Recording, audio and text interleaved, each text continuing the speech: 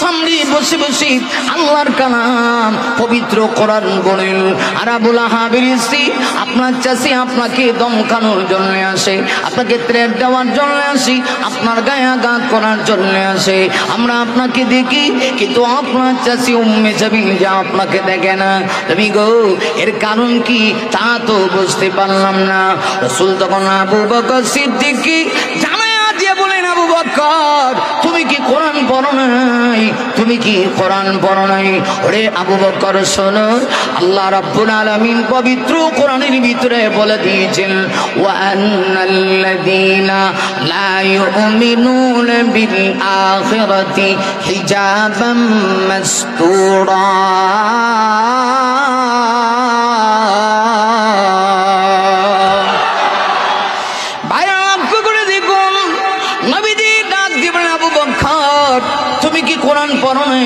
আল্লাহ রাব্বুল আলামিন বলেছেন, যারা ঈমান আনবে না পরকালের প্রতি আল্লাহ তাদের চোখে গোপন পর্দা ঢেলে দিবে।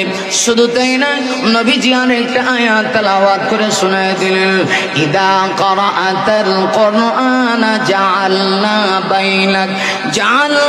বাইনাকা ওয়া বাইনাল্লাযীনা লা ইউমিনুনা বিল আখিরাতি হিজাবাম মাসতুরা। আল্লাহ রাব্বুল আলামিন বলেন, আপনি যখন ইদা ক্বারাআতাল কুরআন, আপনি যখন কোরআন তেলাওয়াত করেন, জাআলনা বাইনাকা ওয়া বাইনাল্লাযীনা লা ইউমিনুনা বিল আখিরা। এদিকে আমি আল্লাহ আপনি এবং তাদের মাঝখানে, অর্থাৎ আপনি এবং দুশমনদের মাঝখানে, লা ইউমিনুন জাআলনা বাইনাকা ওয়া বাইনাল্লাযীনা লা ইউমিনুনা বিল আখিরা, যারা পরকাল বিশ্বাস করে না ওই সমস্ত দুশমনের সামনে আমি আল্লাহ গোপন পর্দা ঢেলে দিই। আবু বকর রে, এজন্য যদিও তুমি আমাকে দেখতে পাও, উম্মে জামিল দুই চোখ দিয়ে আমাকে দেখতে পায় না। বিরোধীদের কেমন ছিল, কোন পর্যায়ে চলে গিয়েছিল? নবীজি আল্লাহকে ডেকে বলতেন, আল্লাহ গো আপন চাচা চাচি যে আমার বিরুদ্ধে চলে গেছে, আমি কি করব? এরপরেও আমার নবীজি হকের দাওয়াত থেকে একচুল পরিমাণ পিছপা হন না। নবীজি তার মিশন এবং ভিশন বাস্তবায়ন করার জন্য গোটা মক্কার ভিতরে আমার নবীজি দাওয়াতের মিশন নিয়ে কাজ করে যাচ্ছেন। কিছুদিন পরে দেখা গেল আমার নবীজি রাহমাতুল্লিল আলামিনের নবুয়তের 81তম বছরে দেখে গেল নবীজির দুইজন আপন মানুষ ছিল, অভিভাবক তখন দুনিয়াতে বেঁচে ছিল। একজন ছিল নবীজির চাচা, আপন চাচা, নাম ছিল আবু তালিব। আবু তালিব কিন্তু আমার নবীকে খুব বেশি ভালোবাসত। আবু তালিব এমন একজন আমার নবীকে ভালোবাসনেওয়ালা লোক ছিল, গোটা মক্কা সব মানুষ নবীর বিরোধিতা করত। আর আবু তালিব আমার নবীকে সান্ত্বনা দিয়ে বলতো, মুহাম্মদ টেনশন করো না, তুমি দাওয়াতের পথে চলো, আমি তোমার পিছনে অবশ্যই সাহায্য করব। আমার ভাইরা, দেখা গেল রসুলের একেবারে কাছের দুইজন অভিভাবক, একজন হইলেন নবীজির চাচা, নাম কি? আবু তালিব। আবু লাহাবও চাচা, আবু তালিবও চাচা, কিন্তু দুই চাচা এক না, ঠিক কেনা? জুড়ে বলেন, আরো জুড়ে বলেন। আবু তালিব নবীজিকে বিপদে আপদে সদা সর্বদা সব সময় আমার রসুলকে সাহায্য সহযোগিতা করত। আরেকজন ছিল রসুলের অভিভাবক, গার্জিয়ান, তিনি হলেন আল্লাহর রসুলের প্রথম স্ত্রী আম্মাজান খাদিজা। মাত্র 3 মাসের ব্যবধানে দুইজনের ইন্তেকাল হয়ে গেল। আবু তালেব দুনিয়া থেকে বিদায় নিয়েছে। 3 মাস পরে নবীজির কলিজার টুকরা স্ত্রী আমাদের আম্মাজান, আম্মাজান আমাদের নবীকে কত ভালোবাসতেন। ভাইরা আমার, এই ভালোবাসার নিদর্শন যদি আপনাদের সামনে তুলে ধরতে চাই, আসলে এটা অনেক সময় লাগবে, আজকে বলা যাবে না। আমি খুব অসুস্থ, কথা বললেই কষ্ট হইতেছে। যদি আবারও কখনো আসার সুযোগ হয় তাহলে বলবো। তারপরেও সংক্ষেপে বলে দেই, আম্মাজান খাদিজা যখন ইন্তেকাল করবেন, ইন্তেকালের টাইম যখন আসলো, আম্মাজান খাদিজাতুল কুবরা রাদিয়াল্লাহু আনহা দুনিয়ার থেকে বিদায় নিয়ে যাবেন। নবীজি নামাজ পড়ে আসছেন মসজিদে নববী থেকে। মসজিদে আমার নবীজি বাইতুল্লাহ থেকে নামাজ শেষ করে যখন আসলেন, রাহমাতুল লিল আলামিন এসে দেখেন আম্মা জান খাদিজাতুল কুবরা রাদিয়াল্লাহু আনহা এত অসুস্থ, শরীরটা বিছানার সঙ্গে একদম লেগে আছে। নবীজি খাদিজাতুল কুবরার এই দৃশ্য দেখে আমার নবীজি অজন্যে চোখের পানি ছেড়ে দিলেন। নবীজি ডেকে ডেকে বলেন, খাদিজা আপনার কি হয়েছে?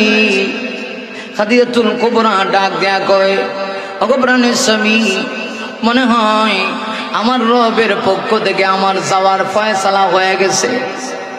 আর মনে হয় বেশি দিন দুনিয়াতে বাঁচবো না, আমি দুনিয়ার থেকে বিদায় নিয়ে যাব। আমার যেই পরিমাণ শরীরে জ্বর, যেই পরিমাণ অসুস্থতা। খাদিজাতুল কুবরা শুধু কান্না করে। নবীজি তখন জিজ্ঞেস করলেন, খাদিজা গো আপনি কেন কান্না করেন? খাদিজাতুল কুবরা তখন কয়, হুজুর আমি দুই কারণে কান্না করি। কয়টা কারণ? কষ্ট হয় না কেন? খারাপ লাগতেছে বাজার?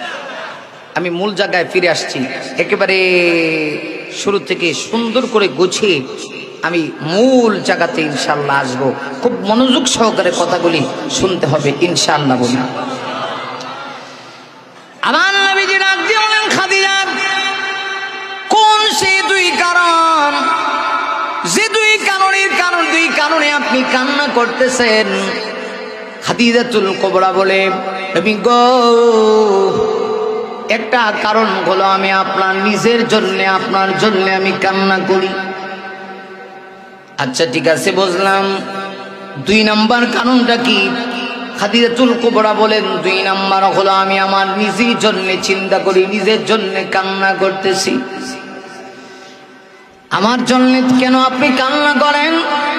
খাদিজাতুল কুবরা রাদিয়াল্লাহু আনহা জবাব দিয়া বলতেছি, ইয়া রাসূলুল্লাহ, ইয়া হাবিবাল্লাহ, নবী গো, ও নবীজি, এতদিন আমি দুনিয়াতে ছিলাম, আপনি যখন দিনে দাওয়াত দিতেন আমি জানি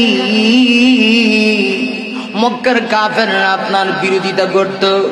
আমি চোখে চোখে আপনাকে রাখতাম, আপনার গায়ে কেউ আঘাত করে বসে আপনার বিরোধিতা করুক ঠিক, কিন্তু আপনার গায়ে সরাসরি কেউ আঘাত করবে এত বড় সাহস কাহারও হয় নাই।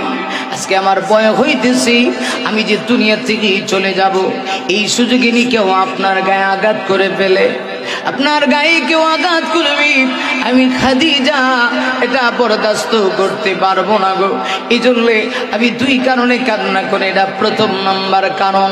খাদিজাতুল কুবরা এই কথা যখন বলেছি, খাদিজাতুল কুবরা রাদিয়াল্লাহু আনহার মেয়ে রাসূলের কন্যা হযরত ফাতেমা তখন ছোট। রিওয়ায়াতের ভিতরে এসেছে হযরত ফাতেমা তার মাকে ডাক দেয়া কয়, আম্মা গো,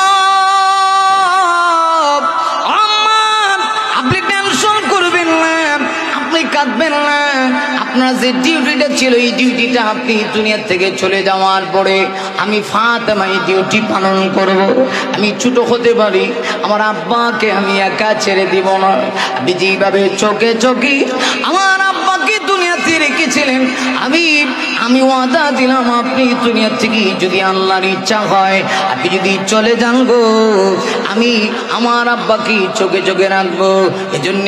এজন্য হাদিসের কিতাবের ভিতরে আসি, আম্মা জান খাদিজার যখন ইন্তেকাল হয়ে গেল, রাসূল যখন তিনি দাওয়াত দেওয়ার জন্য বের হইতেন, ছোট্ট মেয়ে হযরত ফাতেমা নবীজির পিছনে পিছনে ছুটতো। মাঝে মধ্যে নবীজির জুব্বা মোবারক ধরে টান দিয়া দেখতো নবী কি সামনে আছেন কিনা।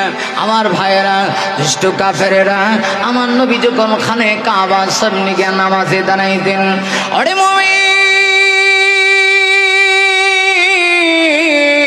আমার নবী খানে কাবার সামনে গিয়ে নবীজি যখন নামাজের ভিতরে দাঁড়াইতেন, নবীজি যখন রুকুতে যাইতেন, কাফেররা আমার নবীর বিরোধিতা করে আরবের উটের পচা উটের নারী বুড়িগুলি আমার নবীজির ফিট মোবারকে রেখে দিত।